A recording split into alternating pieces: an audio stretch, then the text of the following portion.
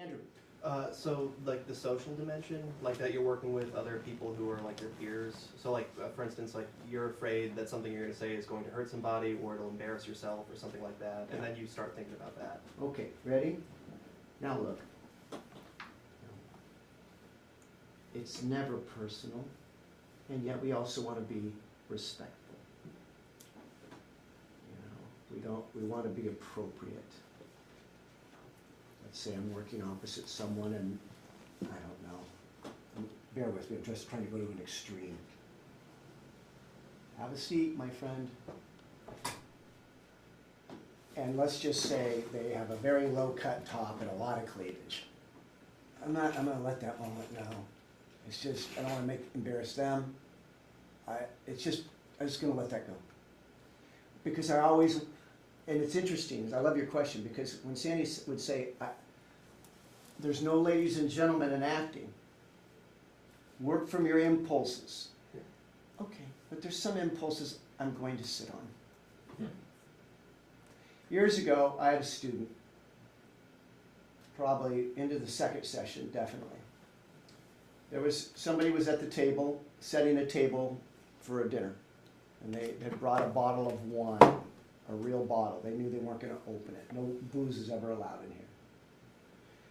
She had a bottle of wine on the table, and he wanted her attention, and she wasn't giving it to him. So he grabs the wine, the bottle, and he walks over, and this is where we started the studio initially, way back in the day, 20 years ago, was at Fort Mason. We just would rent a room for the evening. That's how we started. We didn't have our own space. So we were on the 3rd floor of Fort Mason.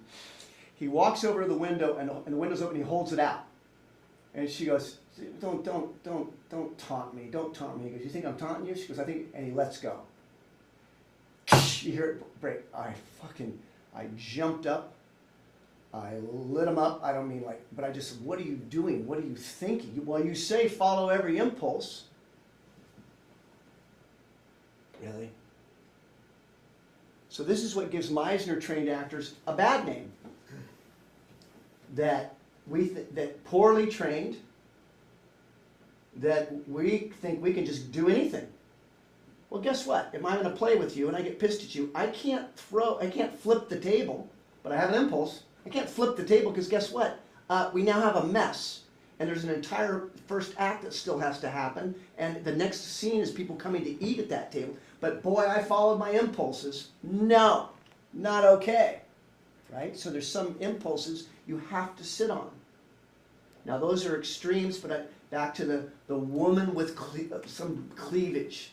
My gut is it would embarrass her. Here's one I should have said last class, and so I'll say it now. Some people, my daughter's one of them, she's fine, but she has a little bit of a tremor in her hand. She's 32. It's not nerves. It's just a little bit of a tremor. If she were working, you would say, you're nervous, your hands are shaking. But let's just, for most people though, it is more of probably a little bit of nerves, That's a moment, just let that go, everybody. Moving forward, please. Let that go because it doesn't do any good for the person that's already nervous. It makes them more self-conscious. So just let that go. That's another good example of what we're talking about. Now, you got to find your line. Where is that? Recently, somebody in class said to somebody, you're being such a retard. Okay? And when I was a kid, 3,000 years ago, I'm 67. So when I was 57 years ago, we had a guy down the street. The word autistic did not exist in the English language back then. It did not. You've never even heard the phrase. Spectrum, autism, no, retard. That's what 10-year-old kids would say who didn't know any better, whose parents weren't awake enough to go, that's not okay. We actually said that to his face. Makes me cry, but we did. I did that. All these years later, it's pretty much considered to be something that's inappropriate. Well, this guy said it on the fly. He didn't mean to offend. He didn't nothing. He just from the gut. So there's a gray zone. But then, of course, nothing sexual,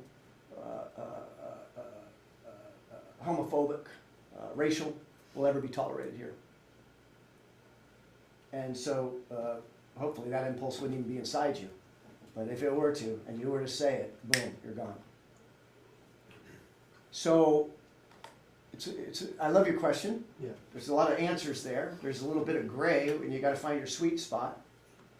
For the most part, Andrew, and this is the truth, moving forward in the rest of our time together, I would venture to guess that listening to what I just said, you'll never ever offend anybody. If you stay within these parameters, work from your gut, give your partner the gift of you.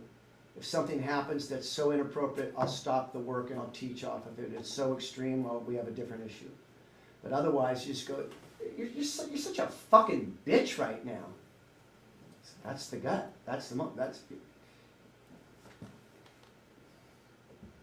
Can't take that personally, man. We're trying to work from our gut. It doesn't mean you literally are. It doesn't even mean they're right. He's like, fuck you. You're a little bitch. Right back to him. Let's just say. And if they're going to take that personally, this is going to be a long road. This class needs to.